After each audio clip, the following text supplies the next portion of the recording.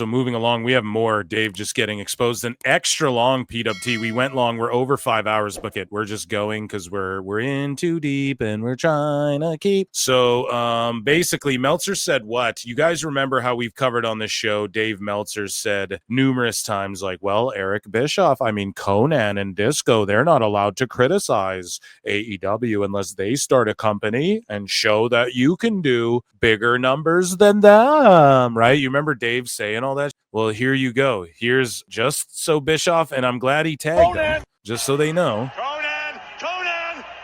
Now they both have new startup TV ventures, and you can prove Uncle Dave that you were in fact better than Tony Khan. Well, that's what AAA did. So let's listen to this throwback clip. I mean, he's, it's funny because it's kind of like they go back because, WCW was a television hit for a couple of years. Like a couple. Another century. You know what I mean? This was in the frickin' other century. And, some people, they're giving him a shot in this thing. And, there is an irony here. There's an irony because, it's Eric Bischoff and Konnan both, are big critics of Tony Khan. And both of them now have a chance to prove that they, in fact, are better than Tony Khan. You guys hear that? You remember that, right? We listened to that before. Did you guys just hear what he said? My guy Konnan, orale, he's better than Tony Khan. Konnan! Officially, the best guy's Tony Khan. Officially, dude. Boom. He just did it. He did what Dave said he had to do, and he just did it. He just surpassed the All in London. They doubled it. They over doubled the viewers for All in London on YouTube for the Worlds Collide show. And Dave will sit there and go, it's just YouTube. He doesn't realize that's the most streamed in the world. So, there you go, dude. Put that in your pipe and smoke it, Dave. You got smoked there with that one. So Will Washington says, if you successfully worked your fans, why would you then immediately admit to it being a work rather than letting them live in the moment? And then everyone under his comments were like, Will, worry about your own wrestling company. And then Meltzer said, because you have to prove you are smarter than they are. And more importantly, show that all criticism of them is wrong. Dave, taking L's should not be saying like that. So even Dave is questioning, shout out Switchblade97, even Dave is questioning how difficult it can be to create a button to take people's money for the AEW pay-per-views. And that's really all it is with Max, eh? They just have to make a button that says buy here, and then you just buy the pay-per-views.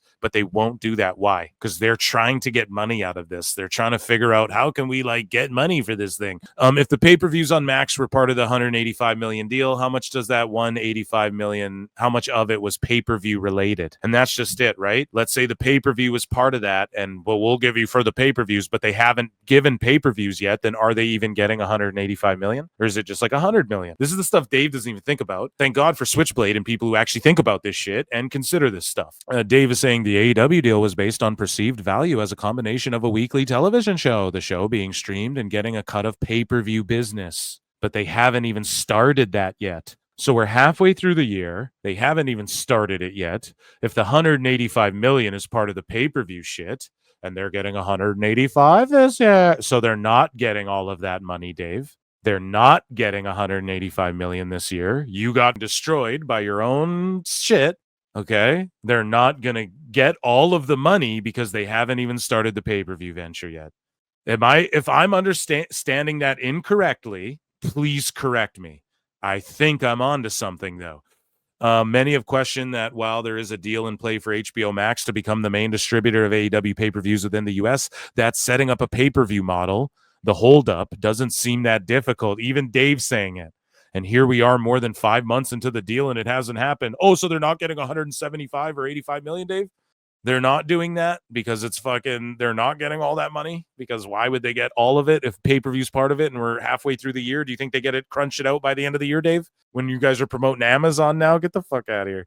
Nor has time frame for it happening. That is not for exclusivity like UFC's deal with ESPN Plus as television and cable distribution and Amazon and other blah, blah, blah. So again, it's his whole narrative. And I told you guys when Dave was like, see, new TV deal, $185 million. I was like, dude, he lied about the prior shit.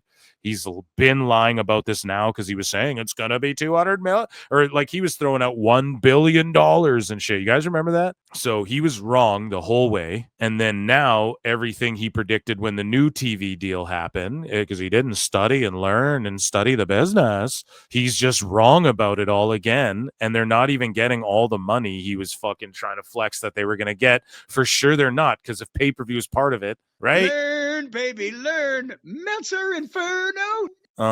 So yeah, moving along. And that's on WBD. Like that's not even on AEW, but that just goes to show you guys how little they care, rather, not much, how little they care about AEW. If they actually cared about AEW, they would just make a buy button and fucking put it on Max. They'd have this figured out, but they don't care at all. And that's why Collision's on these 4-hour shits and go into Thursdays. They're trying to figure out, do we add a third hour to Dynamite, or do we just put Collision on Thursdays head-to-head with TNA? They should go head-to-head with TNA.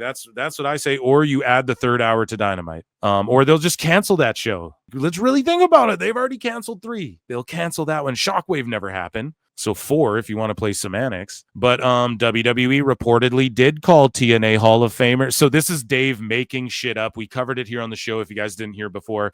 So Mike Tenay and Dave are like best friends. I don't know if they're best friends, but they've been really fucking tight for like 50 years. You guys know what I'm saying? They're fucking friends, okay? And out of nowhere, and Mike Tenay called the original Worlds Collide or whatever, and out of nowhere, Meltzer puts out this story. Oh, I heard that maybe Mike Tenay, the commentary's being held really close to the chest, and I heard Mike Tenay might blah, blah, blah. No, Dave just made that. And I don't hate Mike Tenay. This isn't on Mike Tenay, but it makes him look stupid because I expose this shit because I just see through Dave's bullshit. And he's like, the commentary's being held close to the chest, and Mike Tenay would be, Dave's trying to get his friend a job, and he's done this in the past. And so and then Dave floats this out there. Oh, they did call TNA Hall of Famer Mike Tenay regarding a Roll on Worlds Collide, but the two sides didn't come to a financial agreement. Like Mike Tenay wouldn't jump at whatever bag. The bag was too little for Mike Tenay. Shut the fuck up. He just made that up to try and make it like Mike Tenay's out there finagling. You might have just screwed him out of getting a different job with this lie story, Dave. Meltzer said, this is back in the day, okay? Meltzer said that the Rock and Rolls looked like clowns, but his readers said they looked like Quiet Riot or Van Halen. So this is a throwback time machine Meltzer bit here. He didn't like the Rock and Roll Express. He says, I take offense about the Rock and Roll Express looking like clowns comment in your last issue. So this is a fan writing to Dave saying, you said they look like clowns. I take offense to that. If you pick up any major rock and roll magazine, see, Dave was out of touch then. Dave's always been out of touch, such as Circus, Cream, or Hit Parader. You'll see many top 10 recording. Those are some deep cuts, man.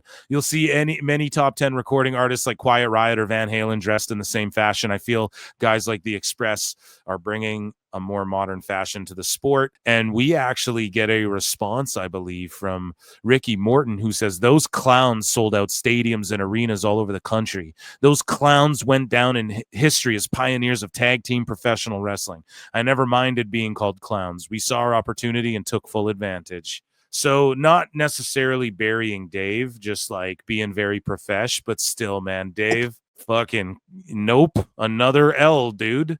Dave Meltzer, dude. So Dave Meltzer responds to Variety. So Variety triggers him and he goes, have they ever done a live YouTube broadcast talking about AEW or WWE? No, who's he talking about here? WWE AAA crossover Worlds Collide becomes company's most watched. Okay. And then Dave says, have they ever done a YouTube broadcast? Who? AAA or WWE? Yeah, dummy. Smashed your knee to obliterate. What an idiot, man. What is he even saying? Have they ever done a YouTube live broadcast? Yes, Dave. He doesn't know shit about YouTube. You need to study and learn, Dave, about YouTube and streamings. You don't know shit. What is he even talking about? Moving along here, Dave Meltzer says it must be a full moon. Dave and I are completely on the same page. Instead of being mad at TKO and being able to sell out with crazy high ticket prices, you should be mad at StubHub and the modern digital secondary ticket market, which showed promoters they were underpricing ticks. It is true, though. And Meltzer said look at the floor seats for Double or Nothing, how pricey they are. But of course, Meltzer wouldn't criticize that, right? But he's upset at TKO or he's calling out StubHub in the secondary ticket market, which is cool too, if he is. But basically say, hey, WWE fans, your tickets that you are paying right now, they're going to go up by 2 and 3 times by the Meanwhile, though, in contrast, AEW's tickets, hey, they're going to go down 75% with this promo code if you go to this Defy show only. Crazy, man. time you see us again. But here's the thing. You know what happened before is that if you were artificially underpricing your tickets as compared to demand, you could put those tickets out, and the scalpers who are smart to this business are going to grab them, and they're going to jump the ticket price because they know All the scalpers, they study, Bryan. what they're worth. I mean, I told you the story of the AEW pay-per-view show in Orlando several years ago, and by weird luck, at that point, I was actually getting, and obviously that didn't last long, I was getting actual breakdowns on secondary market, not from AEW, but from one of the services, and obviously it will take seconds before you know which one. But on how many exact tickets at exact prices they were selling for all of the big events from AEW and WWE. And there was an event in Orlando. I wonder why that didn't last long, Dave, because the tickets went downhill, and so you burnt bridges by making up lie stories that you couldn't back up anymore. So now you don't get the accurate information. Where this ticket service grossed more money than AEW on a show because they bought enough tickets and priced them like 4 times as high and sold them all because when the AEW was hotter. And the AEW prices, were pricing them low because they were still in this really fan-friendly mentality. We don't want to overprice compared to WWE and everything like that. And I looked at it and it was just, back when AEW was hot, WWE wasn't overpricing tickets at all, dude. See, Dave is just making up. This is revisionist history right here. like, you did an $800,000 gross, and frickin' the secondary market did, a $900,000 on your show. And it's $900,000 that you should have had. And actually at that point, AEW started raising prices because when they saw that, it was just like, man, that's not a stat you want to see. Is that? And another real entertainment example is Taylor Swift's if she was fight with AEW is like Taylor Swift. these same people and trying to, get more of that money to her because she is the reason why these people are paying. Right. I mean, Taylor Swift. Oh, now Dave's going to tell us about Taylor Swift. What a fucking clown shoes. So he talks about CM Punk. Meltzer says CM Punk could not go to Saudi Arabia Night of Champions if he wanted to not go. Like, he could not go if he didn't want to. He was going months ago. So Dave always does this too. I knew this thing months ago before anyone, but I didn't talk about it or report about it. But now that it's public and everybody knows it, now I'm going to tell you all about this thing that I knew way before. You're a fucking liar, Dave. You didn't know shit. You're a fucking goon. He was going months ago. I had already asked about that a couple of months ago when the show was first talked about, and he was in the original promo package, and then he was taken out of the promo package. So why didn't you write a fucking article about it? And I asked, am I supposed to see when Seth Rollins replaced him in that promo package that he's not going? And it's like, nope, he's going. So it's been known he's going for months now, probably all along. I don't know if he ever voiced any issue with going, Bryan, except, actually at any point since he signed, but he hasn't in months. I know that. Okay, Dave of the future. Time Cop, I knew it then, but I'm saying it now. Time Cop. So Dave Meltzer says worldwide number versus U.S. number. U.S. isn't the world. Talking about YouTube, man, and the AAA show. So that would be totally incorrect. UK and Canada adds 250,000, and that doesn't include any other country nor max, blah, blah. So, or we covered that before. But Dave here, he's going, you do know it was free on YouTube. YouTube has 2.53 billion users per month. Peacock has 41 million subscribers, and a lesser number actually use it. Fucking Dave. I studied YouTube, Bryan. So moving along here, Dave Meltzer gets asked, what is AEW Dynamite worldwide numbers? And Dave goes, don't know, probably 1.5 million. Shut up, bitch! Oh my God, Dave. 1.5 million globally? I don't know. I don't know about all that. So here's another throwback clip of when Chael Sonnen asked Ariel Helwani what happened between him and Tony Khan after the Mark of Marks Dave Meltzer got involved. Because after Meltzer stuck his nose in this fucking business, and Sonnen Uncle Chael don't fucking appreciate no Meltzer and no Stooges, right? And so he asked him, like, yo, this whole drama between you and Tony Khan happened because Dave Meltzer. Right. You went and did something with Triple H's outfit, and it got Tony Khan got very upset with you. Very much in his feelings. And then Dave Meltzer, who's the Mark of Mark. Right. You want to talk about a con man? He even weighed in on it, and then Dave's gotten to the point where I don't listen because he's so full of it. What do you say? I know that it's out there. Oh, it was a huge thing. So what happened? Why was Tony Khan upset? You want the story? Yes. Okay, so the story is, I mean, longtime wrestling fan. I do wrestling interviews from time to time. And I had Tony Khan on my YouTube channel where I do like interviews outside of the world of MMA, youtube.com/Ariel Helwani, just a small outfit. And I asked him questions that I think anyone would have asked him in an hour-and-a-half long interview about the CM Punk situation, about Cody Rhodes leaving, some stuff like that. And anytime I asked him anything that was remotely interesting, I got I can't speak about this. No comment. I can't. And if you don't want to answer something, there's a way to dance around it. Sure. I got no dancing. I got no comment, no comment, no comment. It was an uncomfortable interview. It wasn't a very enjoyable one. And afterwards, I said it was an uncomfortable interview and I didn't enjoy it. A lot of people got mad about that. They were very upset and they said, oh, you're a Triple H sympathizer. You're a WWE sympathizer. And I was like, all right, fine. I didn't like the interview. I've had plenty of other AEW guys on, MJF, Daniel Bryan, etc. No problem with them. Anyway, that's all well and good. Fast forward to this past weekend, WWE's in Montreal. I'm pretty much like the king of Montreal combat sports. I mean, not to toot my own horn.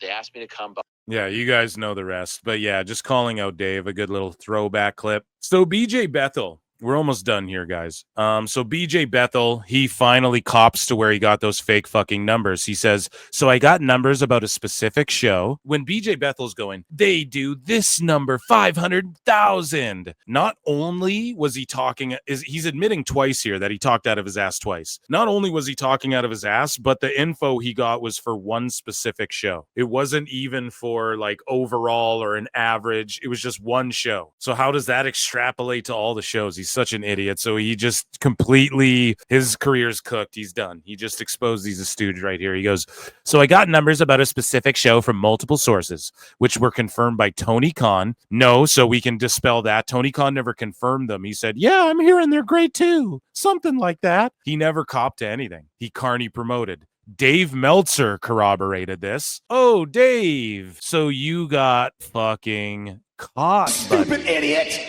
And Dave won't even cop to the 500K, but Dave corroborated what Tony said to BJ Bethel, and that The best guy's Tony Khan.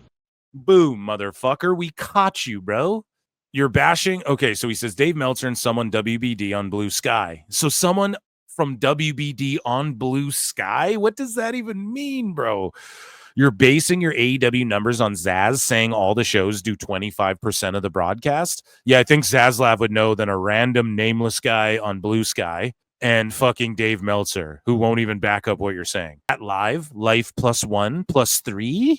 I don't know, dude. All I know is you're just in way over your head with this shit, and you don't even know what you're talking about. Speaking of not knowing what they're talking about, Bryan Alvarez, trying Bryan, man. I mean, one day he's going to take the company over. And bizarre week and year, NXT Creepy Clowns first-time subscribers are half off, $9 podcast only subscriptions. And yeah, they're just cutting the prices back. It seems like every few months they have some sort of deal and sale. And I'm not even hating on that. It's just like, why'd they up it in the first place? I don't know, man. It is what it is. And then they have a $10 podcast only thing. I mean, that's good if you're into their shit. You know what I mean? Go and get it. We get a good laugh out of their clips and stuff. But yeah, some people are like, see, this is what happens when you fucking are shysters and stuff. So who knows?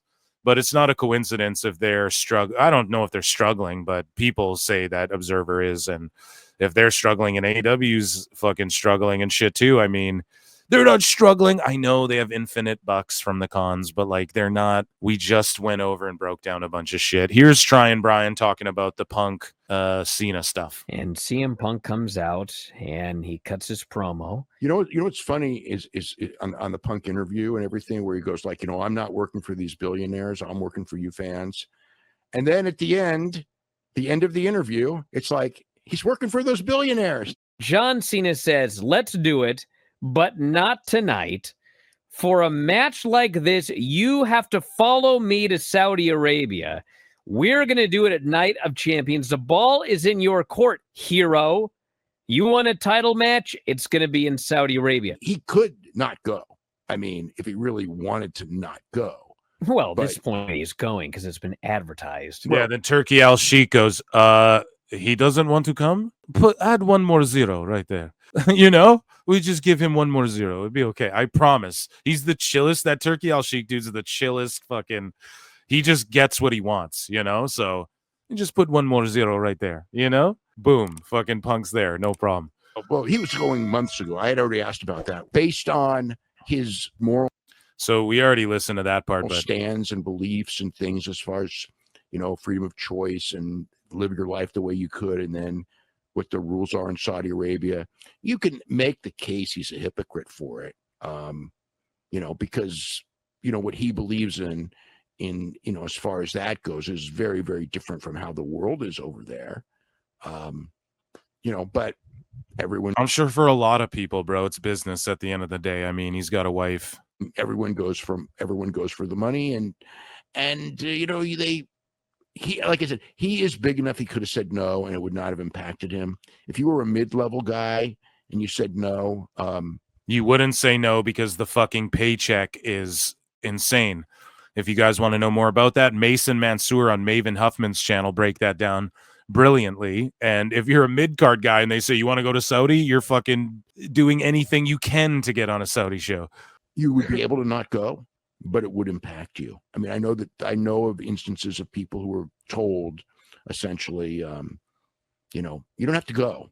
Name them. No, I don't believe that you were told this at all. I'm not going to force you to go or anything. You shark-eyed bastard. He's just dead. He has no soul, dude. Like this. But if you don't go, can we push you in a big spot? And they still could, but who have they ever said this to? Dave's talking like they said this to him. They never said this to anybody or you. That you know of, at least. Said. You know what I mean? It's put in your head that you probably you wouldn't miss the show anyways because you want the payday. That's why women go there. That's why the women wrestlers are like, yes, we'll go. Yeah, for sure we'll be the first, even though that's like dangerous. That could be scary to go and do something like that. You're making history, and that fucking bag is ridiculous, man. To go. And in his case, it's like he's going to get his match with John Cena in real life.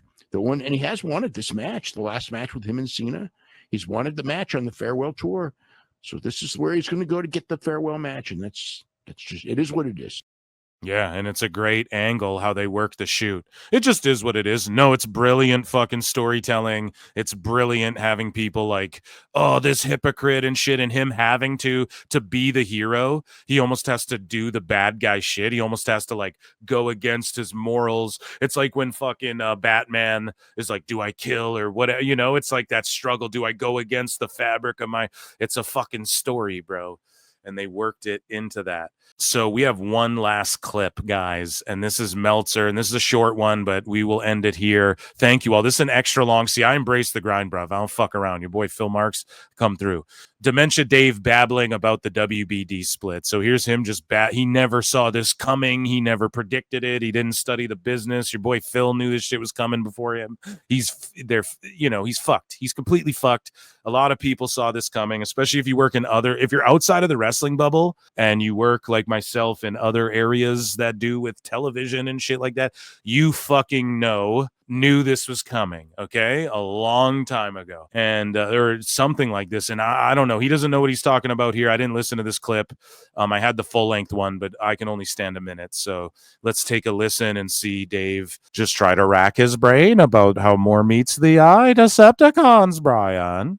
If AEW is doing really good in late 2026, I think they're pretty safe because both sides would want them and want to keep. Both sides would want them and want to keep them. Dave, it is the exact opposite by the appearance of everything so far. AEW is not wanted by either of them. You know, if AEW is doing Holy really shit. good in late 2026, I think they're pretty safe because both sides would want them and want to keep the deal. If they're doing pretty bad, they're doing pretty bad, Dave, in late 2026. In mid 2026 is when the split happens. They need to do better before that, Dave, because they don't even know where they're putting it. The AEW logo isn't anywhere featured anywhere. It wouldn't be good. Oh, no shit, it wouldn't be good. But that would have been the same anyway, you know, whether this merger happened or not, because they're at a high enough level that they have to produce, or, you know, if they don't produce, then they're not going to get a renewal at the rate that they've got, you know. But I say that, and I'm a sicko E-drone fucking fed all elite hater. Produce meaning whatever is considered good numbers at the time, not what's considered good numbers today, but will be considered good numbers in a year as numbers change. You know, like numbers are absolute, doggy. Cable numbers are going to probably go down because they do every year for everybody. So, you know, I mean, like the numbers that, you know, when people go like the numbers that Raw does now would be considered abominable, you know, 3 years ago, even a year ago, but they're not necessarily abominable at all. But then Dave so look at, before we covered when Dave was talking about the numbers and how basically they were abominable, and now he's fucking talking about they're not at all, actually, if you really look at it.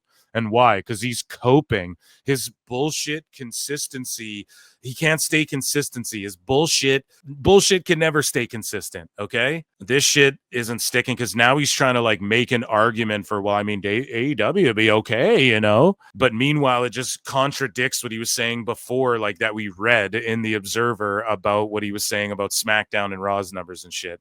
Just a clown. A year ago, but they're not necessarily abominable at all.